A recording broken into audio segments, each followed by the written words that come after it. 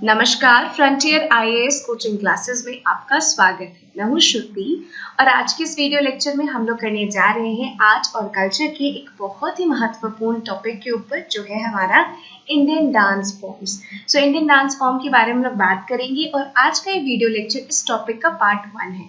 तो इसमें हम लोग अलग अलग डांस फॉर्म के बारे में जानेंगे, classical dance form, folk dance, इन सभी चीज़ों के बारे में। तो आइए हम लोग शुरुआत करते हैं और सबसे पहले जानते हैं कि हमारा जो इंडियन डांस है उसका बैकग्राउंड कहाँ से है, उसकी उत्पत्ति या उसके बारे में हमें कहाँ से चीज़ें पता चलती हैं। तो भरत मुनि की एक रचना है जिसे हम लोग नाट्य शास्त्र के नाम से जानते हैं और उसकी एक कहानी के अनुसार देवताओं ने ब्रह्मा जी को कहा कि वो कुछ मनोरंजन के लिए क्रिएट करें। तो उन्होंने जो हमारे 4 वेद हैं उन चारों वेदों को मिला करके एक 5वें वेद का निर्माण किया, जिसे हम लोग नाट्य वेद के नाम से जानते हैं। जो नाट्य शब्द था, इसे सबसे पहले हम इसका मेंशन भरत मुनि के ही काम में देख पाते हैं, जिसकी रचना इन्होंने की थी 2nd सेंचुरी एडी में। तो अगर आपसे कोई पूछे कि डांस शब्द का उल्लेख आपको कहाँ मिलता है, तो भरत मुनि की रचना में मिलता है। और कब मिलता है? तो 2nd सेंचुरी एडी में। नाट्य होता क्या है? तो ये एक कॉम्बिनेशन है 3 चीजों का। क्या क्या? तो ड्रामा, डांस और म्यूजिक, इन तीनों के ही कॉम्बिनेशन को हम लोग नाट्य कहते हैं। और इस नाट्य में जो शब्द होते हैं उन्हें ऋग्वेद से लिया गया है, जो म्यूजिक होती है यानी कि जो गीत होते हैं उसे सामवेद से लिया गया है, अभिनय जो है यानी कि जो गेस्चर्स है उसे अजुर्वेद से लिया गया है, जबकि जो इमोशंस है, जो रस है, वो हम लोग अथर्ववेद से लिए हैं। और अगर हम लोग इंडियन माइथोलॉजिकल स्टोरीज के बारे में बात करें यानी भारतीय पौराणिक कथाओं में, तो हम लोग देखेंगे कि डांस का जो संदर्भ, मतलब डांस जो है उसका हमेशा से हमारे सोसाइटी में और हमारे ट्रेडिशंस में उसकी चीज़ें देखने को मिलती हैं। जैसे इंडियन जो डांस है वो डिवाइनली अटैच्ड है किससे? तो शिव जी के तांडव डांस से। तांडव डांस में क्रिएशन, प्रिजर्वेशन और डिस्ट्रक्शन, इन तीनों के ही साइकिल को दिखाया गया है। इसी के साथ साथ जो पार्वती जी का फेमाइन रिस्पॉन्स है, उन सभी के साथ इंडियन डांस का जुड़ाव देखने को मिलता है। आगे देखते हैं। तो पुराने समय में अगर हम लोग इंडियन डांस की बात करें, तो पुराने समय में जो भारतीय नृत्य था, इसका पर्पस सिर्फ और सिर्फ सोशल एंटरटेनमेंट था, यानी कि इसे मनोरंजन के साधन के रूप में देखा जाता था। और इसके जो एविडेंसेस है, पुराने समय में भी डांस था, इसके एविडेंस हम लोग को भीमबेटका में देखने को मिलता है। भीमबेटका में आप जानते हैं कि बहुत सारे पेंटिंग्स वहाँ पे हमें देखने को मिली है जो कि प्री हिस्टोरिक टाइम की है। वहाँ पे भी एक साथ कम्युनिटी डांसिंग करते हुए दिखाया गया है, जो कि इस बात का प्रमाण है कि पुराने समय में भी लोग मनोरंजन के तौर पर नृत्य किया करते थे। इसके अलावा जो हड़प्पन सिविलाइजेशन में हमें ब्रोंज की डांसिंग गर्ल मिली है, वो भी इस बात का प्रमाण है कि पुराने समय में लोग डांस किया करते थे। और हमारी जो इंडियन माइथोलॉजी है यानी कि भारत की जो पौराणिक कथाएं हैं, वो भी इस बात को सपोर्ट करती हैं कि जो डांस है उसका एक बहुत ही इंपॉर्टेंट प्लेस था लोगों की सोशल और रिलीजियस लाइफ में। ठीक है, तो ये डांस ऐसा नहीं है कि कोई नई चीज़ है, बल्कि ये हमारे जीवन में, हमारे सोसाइटी में बहुत पुराने समय से, ना सिर्फ अभी से, माइथोलॉजिकल टाइम से भी और जो एंशिएंट पीरियड है उन समय से भी। ठीक है, और भीमबेटका के बारे में चूंकि हम लोगों ने जिक्र किया है, तो उसके बारे में कुछ इंपॉर्टेंट पॉइंट जान लेते हैं। तो भीमबेटका सबसे पहले तो एक वर्ल्ड हेरिटेज साइट है और यहाँ पर दुनिया की कुछ बहुत ही पुरानी केव पेंटिंग्स आपको देखने को मिलती है। इन पेंटिंग्स में क्या दिखाने की कोशिश की गई है? तो इन पेंटिंग्स में उस समय जो लोग रहते थे उनके जीवन को डिपिक्ट करने की कोशिश की गई है। और ये जो रॉक शेल्टर्स थे, इसमें जो पेंटिंग्स है भीमबेटका की गुफाओं में, अगर आपको जो पेंटिंग्स देखने को मिलेंगी, उसमें लोगों को डांस करते हुए दिखाया गया है और लोगों को कुक करते हुए दिखाया गया है। क्योंकि पहले जमाने के जो लोग थे वो हंटर हुआ करते थे, तो उन्हें शिकार करते हुए दिखाया गया है। तो ये उस समय के जो चीजें थी उनको दिखाने की पेंटिंग्स के जरिए कोशिश की गई है। ये प्री हिस्टोरिक है और ये एक वर्ल्ड हेरिटेज साइट है जहाँ पे आपको सबसे पुराने केव पेंटिंग्स देखने को मिलेंगे। भीमबेटका की केव पेंटिंग के एक उदाहरण यहाँ पे दिया गया सो दैट आपको एक बेटर अंडरस्टैंडिंग हो। यहाँ पे देखिए, ये आपकी प्री हिस्टोरिक केव पेंटिंग है। कहाँ पे? तो भीमबेटका, जो कि मध्य प्रदेश में स्थित है। आगे बात करते हैं। तो अब जो इंडियन डांस है उसके हम लोग कुछ इंपॉर्टेंट एस्पेक्ट्स के बारे में बात करते हैं। तो जो नाट्य शास्त्र है, जिसे मैंने बताया जो कि भरत मुनि की रचना है, उसके हिसाब से इंडियन क्लासिकल डांस के दो बहुत ही महत्वपूर्ण एस्पेक्ट हैं। पहला है आपका लास्य और दूसरा है आपका तांडव। तो लास्य किस चीज को डिनोट करता है? तो जितने भी फेमाइन फीचर है, यानी कि जो एक नारी की जो विशेषताएं हैं, इसको डिनोट करता है लास्य। और बेसिकली इसमें क्या आता है? तो जो भाव आते हैं, ग्रेस आता है, अभिनय, रस, ये जितने भी इमोशनल टाइप की जो चीजें हैं, भाव हो गया, ग्रेस हो गया, सुंदरता, वो सारी की सारी चीजें जो है वो लास्य के अंतर्गत देखने को मिलती हैं। जबकि जो तांडव है उसमें मेल फीचर को दिखाया गया। जिस तरह से लास्य जो है वो फीमेल फीचर्स को डिनोट करता है, उसी प्रकार तांडव जो है वो मेल फीचर्स को डिनोट करता है। और तांडव में मुख्य तरह से जोर दिया जाता है मूवमेंट्स के ऊपर, कि किस तरह से आप अपने बॉडी को मूव कर रहे हैं, रिदम पे उसमें खासा ध्यान दिया जाता है। तो अगर आपसे पूछे कि भाव, ग्रेस, अभिनय, रास ये किसका फीचर है या किसके अंतर्गत आता है, तो लास्य के अंतर्गत आता है। जबकि बॉडी का मूवमेंट और रिदम, ये दोनों चीजें तांडव के अंतर्गत आती हैं। और ये दो डिवीजन है नाट्य शास्त्र के हिसाब से कि ये दो बहुत ही महत्वपूर्ण एस्पेक्ट है हमारे इंडियन क्लासिकल डांस के। नंदिकेश्वर जी ने अभिनय दर्पण की रचना की और उसके हिसाब से, या बेसिकली अभिनय दर्पण में उन्होंने इंडियन क्लासिकल डांस को तीन बहुत ही इंपॉर्टेंट एलिमेंट में उन्होंने डिवाइड किया है या फिर उन्हें तोड़ा है। ये तीन इंपॉर्टेंट एलिमेंट कौन कौन से हैं? तो ये तीन इंपॉर्टेंट एलिमेंट है नाट्य, नृत्य और नृत्य। ठीक है, ये तीनों के बीच में अंतर है। जो नाट्य होता है इसमें आपकी ड्रामेटिक रिप्रेजेंटेशंस होते हैं, बेसिकली ड्रामा होता है और डांस के जरिए किसी भी तरह की कहानी को दिखाने की कोशिश की जाती है, उसमें ड्रामा इन्वॉल्व होता है। नृत्य की अगर हम लोग बात करें तो उसमें किसी भी तरह का कोई भी एक्सप्रेशन नहीं होता है, कोई भाव मौजूद नहीं होता है, सिंपली डांस स्टेप होता है, रिदम होता है, लेकिन कोई भी भाव, कोई भी एक्सप्रेशन, ये चीजें नहीं होती। लेकिन जब डांस में इमोशंस आ जाता है, भाव आ जाते हैं, मुद्राज आ जाते हैं, तब वो जो डांस है वो आपका नृत्य कहलाता है। ठीक है, तो ये तीन बहुत ही इंपॉर्टेंट चीजें और कीवर्ड्स यही है कि जब आपका ड्रामेटिक रिप्रेजेंटेशन हो, कोई स्टोरी कही जा रही हो डांस के माध्यम से, तो वो आपकी नाट्य कहलाती है। जब डांस स्टेप हो, सिर्फ रिदम हो और किसी भी तरह का कोई एक्सप्रेशन ना हो, तो वो नृत्य कहलाता है। और जब डांस में इमोशंस और मुद्राएं शामिल हो जाएं, तो वो आपका नृत्य कहलाता है। तो ये तीन इंपॉर्टेंट एलिमेंट्स थे जिसमें कि नंदिकेश्वर जी ने अभिनय दर्पण में इंडियन क्लासिकल डांस को डिवाइड किया था। अब हम लोग बात करेंगे इंडिया के क्लासिकल डांसेस की। तो हम लोग जानते हैं कि हमारा देश जो भारत है ये अपनी विविधताओं के लिए जाना जाता है। तो न सिर्फ ये अपनी भाषाओं और रिलीजन्स की विविधताओं के लिए जाना जाता है, बल्कि इंडिया में आपको अलग अलग प्रकार के डांस स्टाइल्स भी देखने को मिलेंगे। मतलब ऑल ओवर इंडिया में भी बहुत तरह के डांस स्टाइल्स हैं। न सिर्फ आपको बहुत अलग अलग तरह की क्लासिकल डांस फॉर्म देखने को मिलेंगे, बल्कि बहुत जगह पे आपको अलग अलग तरह के फोक डांसेस भी देखने को मिलेंगे। तो जिस तरह से हम लोग लैंग्वेज और रिलीजन्स में डाइवर्सिफाइड हैं, उसी प्रकार डांस स्टाइल्स में भी हम लोग काफी ज्यादा हमारे अंदर डाइवर्सिटी देखने को मिलती है। लेकिन जितने भी तरह के डांस फॉर्म है, ऑल्दो अलग अलग रीजन में आपको अलग अलग तरह के डांस देखने को मिलते हैं, लेकिन जितने भी डांस फॉर्म्स हैं उन सभी के सभी एक बेसिक रूल्स और गाइडलाइंस को फॉलो करते हैं। और ये बेसिक रूल्स एंड गाइडलाइंस कहाँ दिए गए हैं? तो नाट्य शास्त्र में दिए गए। और इंडियन जो क्लासिकल आर्ट है वो आपके गुरु शिष्य परंपरा में बिलीव करता है, उस पर विश्वास रखता है, जहाँ पर गुरु का मतलब होता है नाट्य शास्त्र और शिष्य जो आपके अलग अलग डांस फॉर्म्स है उसको डिनोट करता है। ठीक है, तो ये एक बहुत ही इंपॉर्टेंट चीज है कि इंडियन क्लासिकल डांस गुरु शिष्य परंपरा में बिलीव करता है। और कुल मिलाकर भारत में 8 क्लासिकल डांस है। और वो कौन कौन से हैं?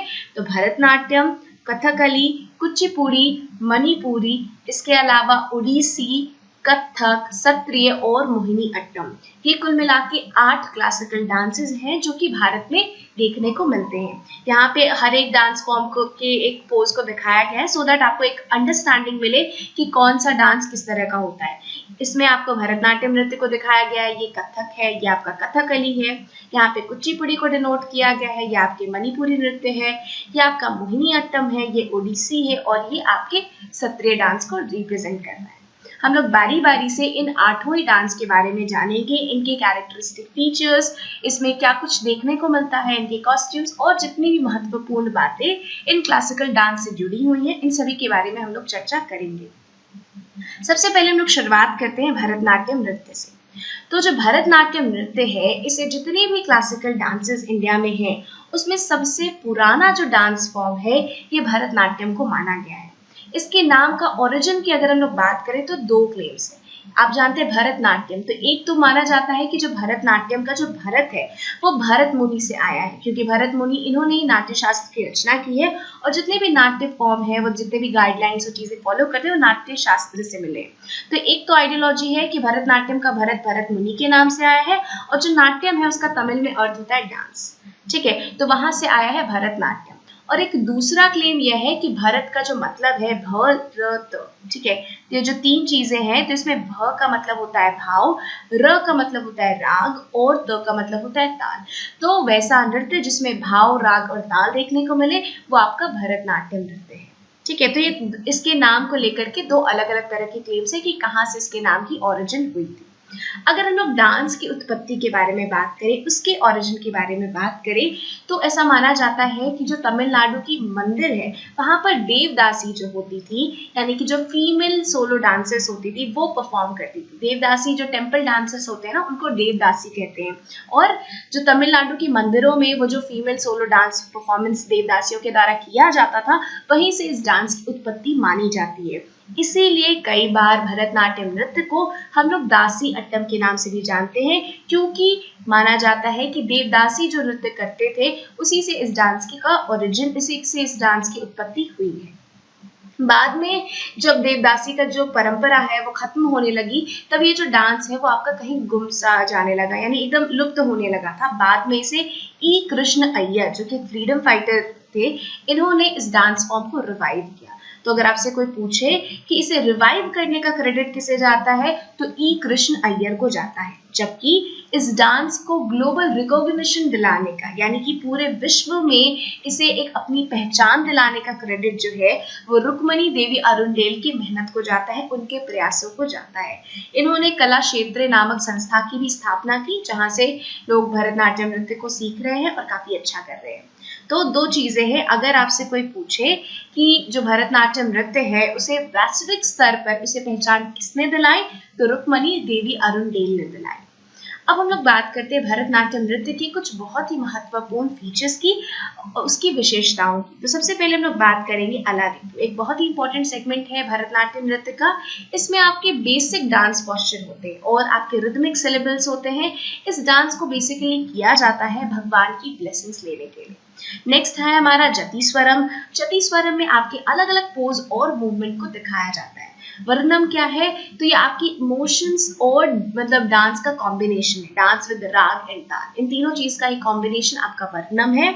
शब्दम क्या है, तो इसमें भगवान की प्रशंसा की जाती है, ईश्वर की महिमा की प्रशंसा करने के लिए जो अभिनय हम लोग करते हैं भरतनाट्यम नृत्य में, इसे हम लोग शब्दम के नाम से जानते हैं।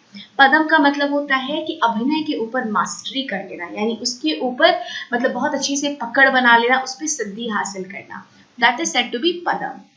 आगे जो दूसरा इंपॉर्टेंट फीचर है भरतनाट्यम नृत्य का, वो है आपका ज्वाली। ज्वाली जो है उसमें आपके जो छोटे छोटे लव लिरिक्स जो होते हैं, उसमें बहुत तेजी से चीजें परफॉर्म की जाती हैं, that is said to be javali. Tillana क्या है, ये आपका कंक्लूडिंग पार्ट है, यानी कि ये जो सबसे अंतिम वाले जो चीज है ना, वो आपकी तिलाना है। इसमें पूरी तरह से डांस होता है और जो आपके रिदम के वेरिएशंस होते हैं वो काफी जटिल होते हैं, जो मूवमेंट्स होते हैं वो काफी एनर्जेटिक होते हैं, यानी कि बहुत ही खूबसूरत परफॉर्मेंस होता है तिलाना का। और ये जो जितने भी एलिमेंट्स के बारे में मैंने अभी आपसे बात की, जो कि भरतनाट्यम नृत्य के इंपॉर्टेंट फीचर्स थे, ये सारे के सारे एलिमेंट्स जो है वो 4 तंजावुर के टीचर्स के द्वारा दिए गए। और उन 4 तंजावुर के शिक्षकों का नाम क्या था, तो वो था पुनिया, शिवानंदम, चिनिया एंड वादीवेलु। इन लोगों ने ही ये जो इंपॉर्टेंट फीचर्स हैं वो ऐड किए हैं भरतनाट्यम नृत्य में, और इसीलिए इसे हम लोग तंजोर क्वार्टेट के नाम से जानते हैं। इन चारों को तंजोर क्वार्टेट कहा जाता है और इसीलिए इस भरतनाट्यम नृत्य को हम लोग तंजोर नाट्यम के नाम से भी जानते हैं, क्योंकि तंजावुर के जो शिक्षक है उन्होंने ये इंपॉर्टेंट एलिमेंट भरतनाट्यम नृत्य में डाले हैं। हम लोग एक तस्वीर से समझने की कोशिश करेंगे, तो आप देख सकते हैं ये भरतनाट्यम डांसर्स को यहाँ पर रिप्रेजेंट किया गया है, और ये इनके एक ओवरऑल कॉस्ट्यूम को आप देख करके आइडिया लगा सकते हैं कि इस तरह के कॉस्ट्यूम्स में भरतनाट्यम जो डांसर्स होते हैं वो परफॉर्म करते हैं। आगे हम लोग बात करते हैं, तो हम लोग कुछ इंपॉर्टेंट फैक्ट्स जानते हैं किसके बारे में, तो भरतनाट्यम नृत्य के बारे में। तो सबसे पहले जो भरतनाट्यम नृत्य में बहुत तरह की मुद्राएं होती है, संयुक्त मुद्रा, असंयुक्त मुद्रा, उसी में से एक मुद्रा है जिसे हम लोग कटका मुखा हस्त कहते हैं। तो एक ऐसी मुद्रा है जिसमें आपके 3 उंगली जो है वो आपके बंधे रहते हैं और ये किस चीज को सिंबलाइज करता है, तो ये ओम का प्रतीक होता है। भरतनाट्यम नृत्य में जो भी पूरे बॉडी का वेट होता है वो पूरी तरह से 2 जो पैर है उसके बीच में डिवाइडेड रहता है, उसके बीच में डिस्ट्रीब्यूटेड होता है। और जब भी आप देखेंगे तो भरतनाट्यम के जो डांसर्स होते हैं वो आपके हमेशा उनका नीज जो होता है वो बेंड होता है और वे एक खास पर्टिकुलर पोस्चर में ही अपना पूरा डांस करते हैं। एक चार्य लास्यम एक ऐसी स्टाइल है जिसमें एक सिंगल डांसर जो है वो कई सारे रोल्स को रिप्रेजेंट करता है, यानी एक सिंगल डांस है लेकिन वो अलग अलग रोल्स को, अलग अलग भूमिकाओं को वो निभाता है और ऐसी स्टाइल को हम लोग एक चार्य लास्यम कहते हैं। और भरतनाट्यम नृत्य के जो भी मूवमेंट्स हैं वो आपकी डांसिंग फ्रेम से वो काफी मिलते जुलते हैं और इसीलिए भरतनाट्यम नृत्य को हम लोग फायर डांस के नाम से भी जानते हैं। और कुछ इंपॉर्टेंट जो प्रोपोनेंट्स की अगर हम लोग बात करें जिन्होंने भरतनाट्यम नृत्य को काफी किया और जो भरतनाट्यम डांस के क्षेत्र में जिन्होंने अच्छा खासा नाम कमाया, उनके नाम कुछ इस प्रकार है। पद्मा सुब्रमण्यम, फिर आपकी मल्लिका साराभाई, यामिनी कृष्णमूर्ति, मृणालिनी साराभाई, ये कुछ बहुत ही महत्वपूर्ण प्रोपोनेंट्स के नाम है भरतनाट्यम नृत्य के। तो हम लोगों ने भरतनाट्यम नृत्य के बारे में जो भी जरूरी बातें थी वो कर ली। अब हम लोग बात करते हैं कुचिपुड़ी नृत्य की। तो जो कुचिपुड़ी नृत्य है सबसे पहले इसके नाम का ओरिजिन कहाँ से हुआ ये जानते हैं। तो जो कुचेलापुरम या कुचेलापुरी जो 2 जगह है, मतलब सेम ही जगह है आंध्र प्रदेश में, वहां से स्टाइल का ओरिजिनेशन हुआ या कह सकते हैं वहां से इस स्टाइल की कुचिपुड़ी नृत्य की उत्पत्ति हुई और इसी के विलेज के ऊपर नाम दिया गया इस डांस का कुचिपुड़ी। वहां के एक्टर्स का ग्रुप होता था जो कि गांव-गांव जा करके इस डांस को परफॉर्म किया करते थे। चूंकि इस पर्टिकुलर जगह से इसका ओरिजिन हुआ इसीलिए इस डांस को कहा गया कुचिपुड़ी। और बाद में जो वैष्णवाइट्स थे यानी जो वैष्णव थे उन्होंने इस डांस को लिया और तब से एक मोनोपोली होने लगी कि सिर्फ और सिर्फ इस डांस कुचिपुड़ी को मेल ब्राह्मण ही परफॉर्म करते थे और कहाँ करते थे, तो टेम्पल। सो वैष्णवाइट्स के आने पर जो सिर्फ और सिर्फ पुरुष ब्राह्मण जो थे उनका एक एकाधिकार इस पे बन गया कि करेंगे तो सिर्फ वही करेंगे और कहाँ परफॉर्म करेंगे तो मंदिरों में किया करेंगे। और ये जो कुचिपुड़ी नृत्य थी ये गोलकुंडा और विजयनगर के शासकों के दौरान ये काफी ज्यादा इसे महत्व प्राप्त हुआ और मतलब इस शैली का काफी विकास हुआ।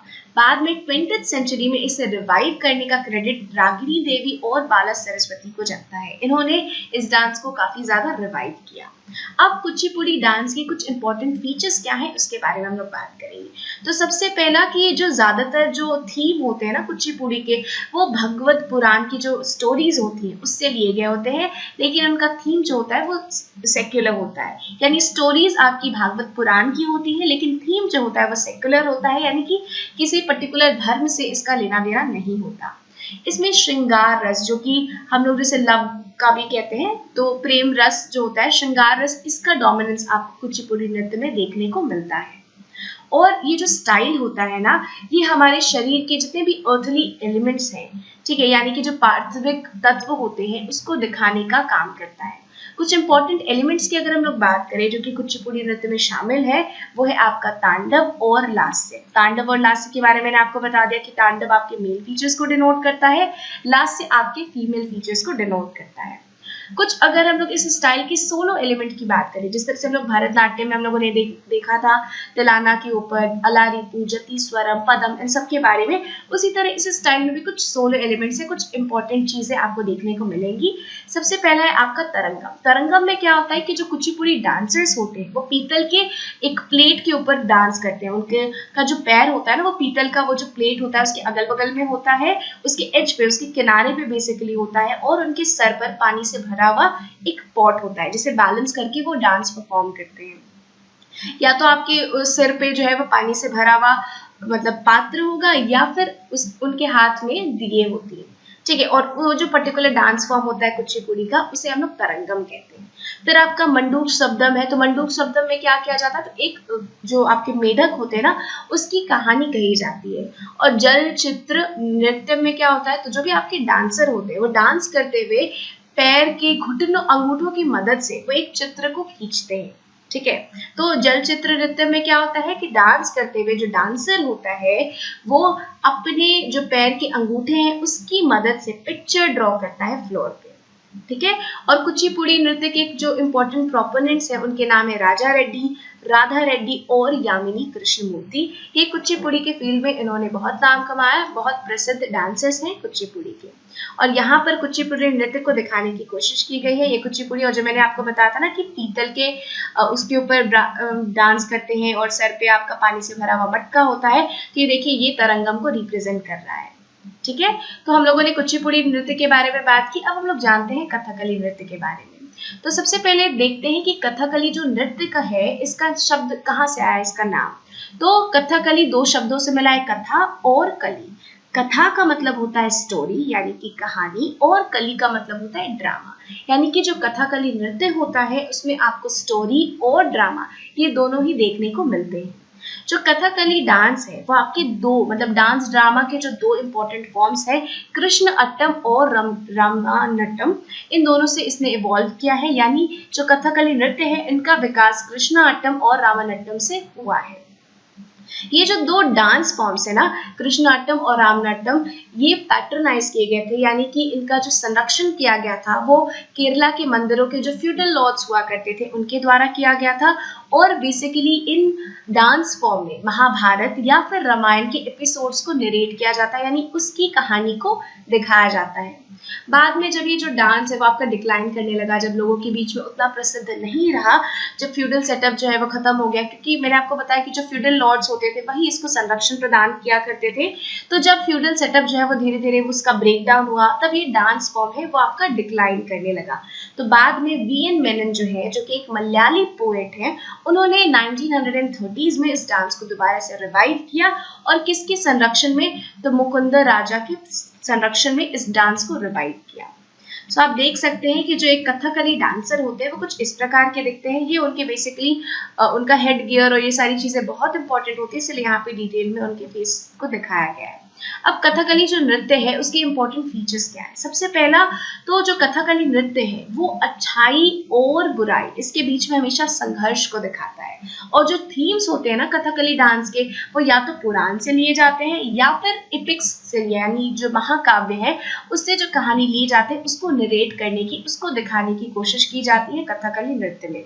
और जो आपके रस होते हैं, किसी भी तरह का एक्सप्रेशन अगर दिखाना होता है तो वो हमेशा आपके आईब्रो या आई के मूवमेंट के जरिए दिखाने की कोशिश की जाती है। चाहे गुस्से वाला एक्सप्रेशन दिखाना हो, हंसी वाला एक्सप्रेशन दिखाना हो, खुशी का एक्सप्रेशन दिखाना हो, तो आईब्रोज के जरिए और आईज के जरिए, आंखों के मूवमेंट के जरिए दिखाया जाता है। और इसमें जो प्रॉप्स होते हैं यानी अलग से चीजों का इस्तेमाल बहुत कम होता है, जबकि इसका जो फेशियल मेकअप है, आप फिगर मैंने आपको दिखाया तो आपने देखा है कि इसके चेहरे पे जो मेकअप होता है ना वो बहुत हेवी होता है। और जो हेड गियर आप देखेंगे कि एक बहुत ही प्रोमिनेंट चीज जो आपको हर एक कथकली डांसर के कॉस्ट्यूम में देखने को मिलेगी, दैट इज हेड गियर। और ये जो हेड गियर है ना, ये आपकी अलग अलग कैरेक्टर्स को रिप्रेजेंट करने की कोशिश करता है। जो आपका हेड गियर होता है वो आपके अलग अलग कलर में अलग अलग चीज को सिंबलाइज करता है। अगर आपने देखा कि जो हेड गियर है वो हरे रंग का है तो वो आपकी डिविनिटी यानी कि कुलीनता, फिर आपकी नोबिलिटी और वर्च्यू यानी बेसिकली जो अच्छी अच्छी क्वालिटीज है वो ग्रीन के जरिए दिखाई जाती है। वही अगर किसी बुरे आदमी को दिखाना हो यानी बुराई को, किसी दुष्ट को दिखाने के लिए काले रंग का इस्तेमाल होता है। जो नाक के बगल में जो लाल कलर है वो आपकी रॉयल्टी को यानी प्रभुत्व को दिखाने की कोशिश करता है। और ज्यादातर ये जो डांस है कथकली नृत्य, ये आपकी टेम्पल प्रेमिसेस यानी कि मंदिर परिसर के अंदर परफॉर्म किए जाते हैं या फिर ओपन थिएटर में इसे परफॉर्म किया जाता है। और जो कथकली स्टाइल है ये आपके ईथर या फिर स्काई को सिंबलाइज करता है, इसका ये प्रतीक है। तो ये मैंने आपको बताया कथकली डांस फॉर्म के बारे में, भरतनाट्यम के बारे में और कुचिपुड़ी के बारे में। मैं उम्मीद करती हूँ कि जितनी भी बातें मैंने आपको समझाई आपको समझ में आ गई होंगी। वीडियो को अंत तक सुनने के लिए आपका बहुत बहुत शुक्रिया। धन्यवाद।